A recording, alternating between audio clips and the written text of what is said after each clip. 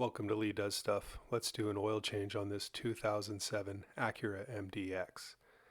Okay, so we're just checking everything out here, and this is a really easy oil change, guys. So I highly recommend that you do this yourself. Everything is on the passenger side, and just right under where the passenger's feet would be. So there's the oil filter there, there's the oil pan. Right here, there's the oil pan, and then right there's the oil filter. How much easier could that be? And if you've changed oil in other vehicles, you know how incredibly difficult getting a filter off and finding a drain plug can be. So we're going to take our 11/16 socket, so that's 17 millimeters. We're going to crack the bolt, and then once we get it loose, it is tight under here.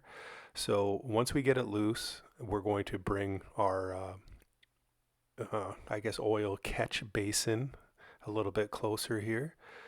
So a lot of people put these vehicles up on ramps. It is not necessary. And I know how difficult it can be to drive a vehicle up and do that on the ramps and whatnot. But you don't need to do it because of the accessibility of where the oil filter and drain plug are on this SUV. Okay, so we inspected the drain plug. There's no metal fillings or anything on that, so the engine is still okay. We have to look for that kind of stuff.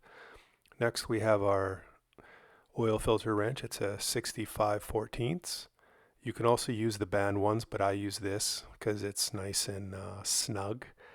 But make sure that you use your hands first. So sometimes these filters will come off with just hand power, but if they don't, then you're going to need this little socket extension. You can use one like this, which is a flexible one, or you can use a longer one, and it just fits in the square top like so. And that's how you can really wrench off the oil filter.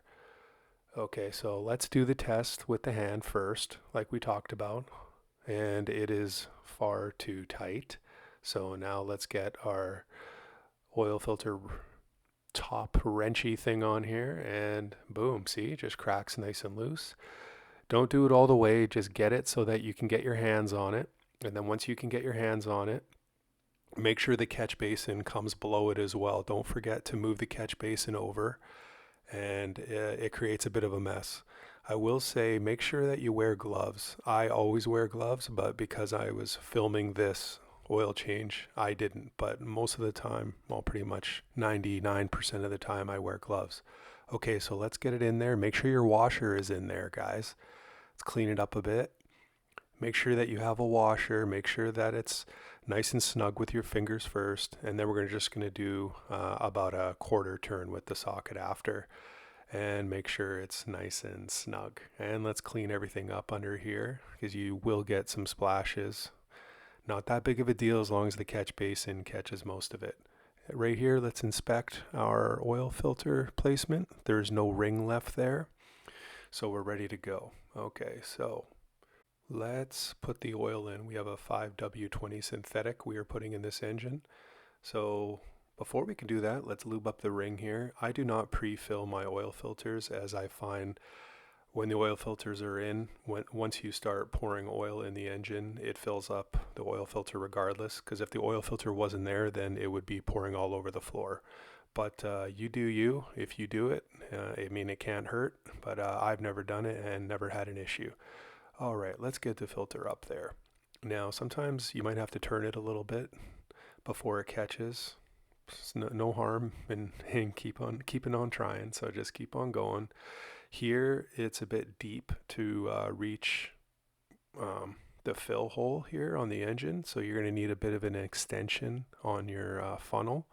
So let's start pouring the oil in. You're going to put 4.5 liters in, and make sure we check and see there's no overflow or oil engine running down the block, and make sure that the oil is in fact going in the engine. All right, while that's settling, let's check for any major leaks, any big drips. Looks like we're doing okay. Everything's nice and clear. And now we're going to be able to start up the engine and raise that oil pressure back up. Now, some people, when they start their vehicles, they rev the engine. I don't find that it's really necessary to do that. I just start it up and I let it run for a couple of minutes, and I go and check over the engine bay like I'm doing now. And I see some leaves here up top, And this is a good time to kind of get rid of stuff like that and just kind of look everything over and making sure everything is nice and tight and uniform. All right, so here's our oil dipstick here. This is where we check the oil level. So let's pull it out here and let's see. A bit harder to see on camera, but it is right at the fill line. It's perfect. So we're good to go there. But if not, then you can always add a little bit more. And here we go. Let's put the lid back on. This, again, it's a little bit of a hard placement. It's very deep, and that is how you do an oil change on this Acura MDX. 2006 to 2013 model years. This is a 2007. One more time, let's check for leaks. Everything is good. The floor is clean. Your next oil change will be 3,000 miles or 5,000 kilometers. Make sure that you put a sticker on your window somewhere or use your trip meter. Good luck, guys. Good luck on changing your own oil, especially on this car. This is really easy. Save money and do it yourself.